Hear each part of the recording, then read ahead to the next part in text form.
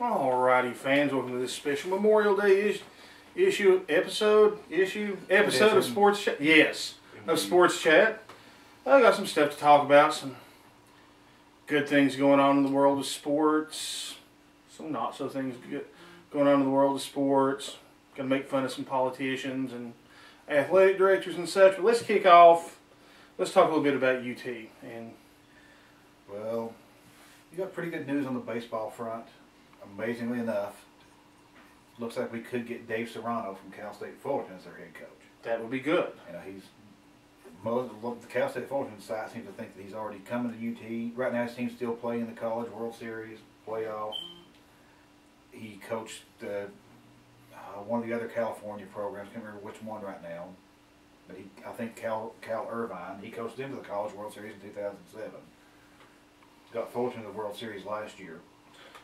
Trying to get them back this year. Trying to get him back this year, so you know he's been to several World Series. He would be by far the best coach resume level that Hamilton's ever hired. That includes Pearl, because Fullerton is actually a baseball powerhouse.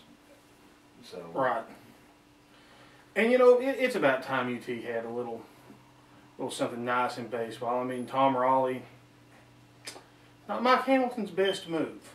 There's another guy, and I can't recall his name right now, that they're also looking at, but he's also he was named one of the top 10 recruiters in America, and not just for baseball, for any sport, period. Wow.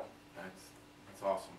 So those are the two guys that they're looking closely at. And Either or sounds like a good fit. Serrano's expected to be hired at this point. From Loved him in everything Major over. League. Yeah. It's not I Pedro think it's Serrano. Pedro's cousin, maybe. Gotcha. But it's a bright future, hopefully, for UT baseball. I mean, that's a team that deserves a break. Yeah, it can be good. Most of the SEC teams are really good in baseball.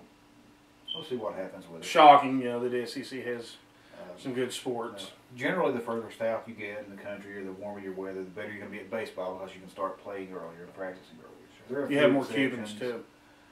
You know, but it's West Coast and the South that have really good baseball teams usually. And Florida teams do have lots of Cubans. Alrighty, in other UT news, Conzo Martin will be sitting in on the NCAA hearings.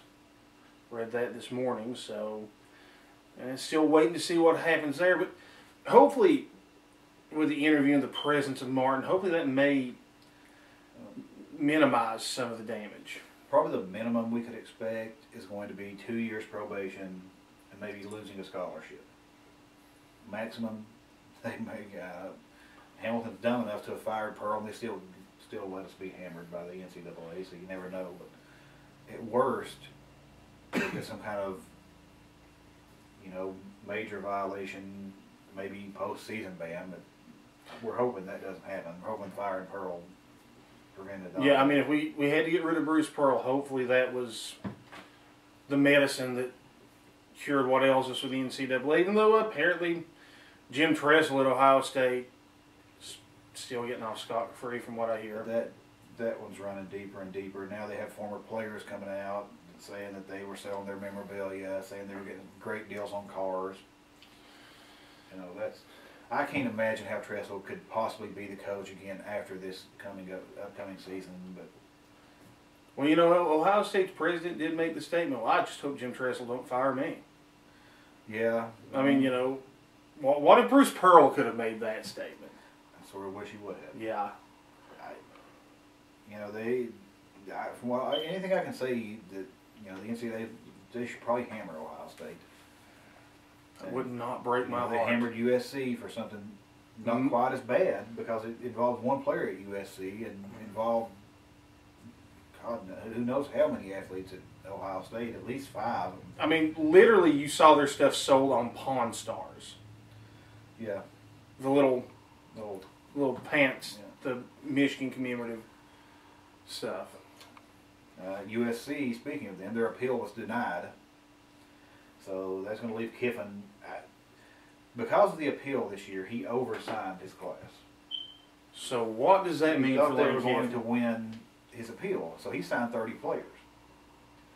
Well, the maximum they can have on the roster at any given time is going to be 75, and they're only allowed to offer 15 scholarships a year or something. So if he somehow gets to keep all 25 of those kids, or however many he can get into school for this year, even though he lost it, they thought they were going to win the appeal and get a few scholarships back, and they didn't. If he can manage to somehow keep them all, he's going to be able to sign recruiting classes that only have 5 or 6 players each in them for the next 3 years. Because I know they had a very good rated recruiting class this time around. They filed their NCAA appeal and just loaded the boat up with as many players as they could get, which I'm pretty sure the NCAA may have frowned on that, which every aspect of their appeal was denied. So will they get to keep those players, or will they? It comes up again this year like it did last year. Any senior or whatever junior can opt out. So not unlike how we got Malik Jackson. Yeah. In fact, did I not read somewhere where we got another Southern Cal transfer? I've not heard that we have yet. I read it earlier this week in the News Sentinel that he was a friend of Malik Jackson's. It would be nice because they have nothing but really good players on their team. So it never hurts. But because they did the appeal and it failed, that was only going to happen last year. Now it can happen again this year. So that rolled back over. And they should have just took their medicine and went with it. But I guess they thought they were doing better this way. I don't know how they're going to work it out because they're going to be over the scholarship limit of 75 players, and they're going to have to essentially cut people like an NFL team would. And that's unfair to the players in a lot of ways. I mean, it sort of is, but but it will give the players options. The players did sign these letters of intent knowing that USC was under this threat. True. They knew they were on probation. I'm not sure what Kiffin may have been in their living room telling them, hey, we're going to get out of this with the appeal, though. That's true. Yeah, I mean, you never know what sort of snake oil is being sold. You get a lot of undereducated people dealing with this process, especially inner city kids. I mean, and literally, they're looking for their chance out. This is their chance out. And you have, any recruiter is pretty much a slick used car salesman. That's sort of what they do. It's just one of those things. On the basketball side, got another commitment named Dwight Miller. He played for Pittsburgh. Didn't like it. Went to junior college for a year. 6'8", 250 pounds. Now, as he, makes you think, well, Conzo Martin's got this coming in at least. So he's got some power in the recruiting service, I suppose. He's a power forward. We need depth at the post really badly. I'm not sure how good he is. Like I said, he really wasn't able to play at Pittsburgh, but he signed with Pittsburgh out of high school. He was considered a good player. His junior college team played for the junior college national championship. That's not bad. That's not bad at all. I believe he averaged something like 14 points and 10 rebounds a game in the tournament for them. Shift gears a little bit onto the high school front. Kristen Chapman is now the 2-time state high jump champion. She cleared 5'8", which eclipses her jump from last year of 5'7". She beat her nearest competitor by nearly 4 inches. So she's brought at least one state title back to Campbell County.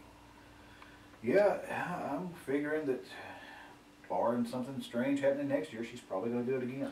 I can't imagine. I mean, like I said, her closest competitor was 4 inches behind her, and they were seniors. She's a junior.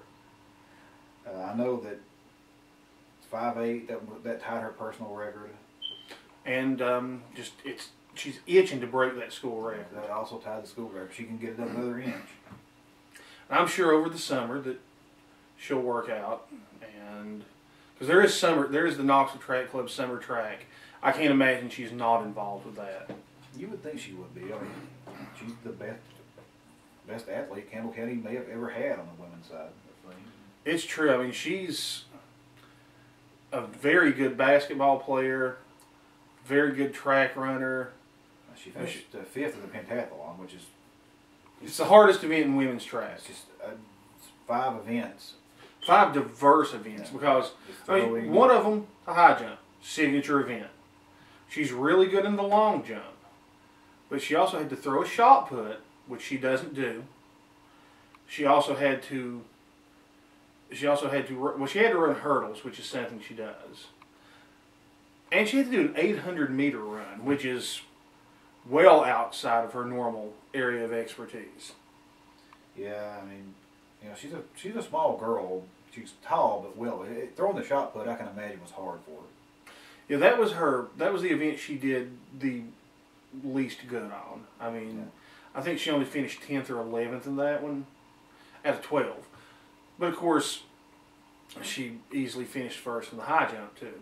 So, that's just how good of an athlete she is, and it's a pleasure to watch her on the track. She takes it seriously. She's a really quiet girl. But, she's a really good girl. Great athlete. Proud to have her from Campbell County. Also, Shayla Goins. Her first year in track, she finished 5th in the state in shot put. She actually easily outpassed Caitlin Brummett, who normally was the one who would wind up beating her in meets. Caitlin fouled and just did not have the throws she normally has. Yeah, that was a bit of a theme for some of the local athletes. Rusty Probbins also Fouled out. Fouled out of his events, and the winning throw in the discus this year was about 20 feet less than we saw Probbins throw at some of his events. So he's a freshman. It's like we were talking about earlier, Luke. MTSU's got an impressive facility. They do. I mean, yeah, he did throw at Tom Black track, but the pressure at the state meet must have been just on. But but as a freshman, he's got many more opportunities to go to that level and impress. I honestly fully expect him to probably win 3 state titles in a row from this point on. Yeah, I really can't see anybody beating him in the next few years. And he's just going to get bigger and stronger. He likes to play football. I'm not sure if he's going to play football next fall. We saw him play a couple of Commonwealth Gap games. Big kid, he's impressive. I mean, I don't think he did spring workouts with him because of track. I'm sure Coach Jesse wants him out there somewhere, though. Oh, I can't imagine he would. Yeah. Which I guess it would be sort of funny if he did choose to focus on track. Because Or transfer to Wartburg. that would be for the best. We would like to see him wearing those central colors for that first game. Oh, and, speaking of Wartburg, Rodney said they did well in their scrimmage. And a lot of people say, well, what does that mean? Well, you don't play a scrimmage to win or lose. In fact, you don't play a scrimmage normally like a traditional game. Right. Even keeping score is questionable sometimes. You did well. That means your line blocked well. Your You running caught backs, well. You hit the right holes. Quarterback made good throws. And also, they were playing up. Oh, They playing were way up. 2 divisions above us. Above where they will be during the season. So, playing well out of a spring game or anything like that is, executing your plays properly rather than maybe scoring 50 points. Right. I mean, you just have to work. You have to work and build in the spring. And your scrimmages is to see where you need to work and build more at. Same thing with two-a-days. Oh, two-a-days. How I don't miss those. But, football season, UT-wise, less than 100 days away. Yeah, I always keep a track on that one. John likes that like I like me. When it falls under 100, I'm pretty happy. I'm not opposed to summer. I like going to the pool, like grilling food and everything, but I love football. Which, fortunately, we can do that during football season, at least the first part of it, too. Yeah, you just get that first month of football season is pretty warm. Those October days in the pool They're a little less good. But, you can make chili then. And yes.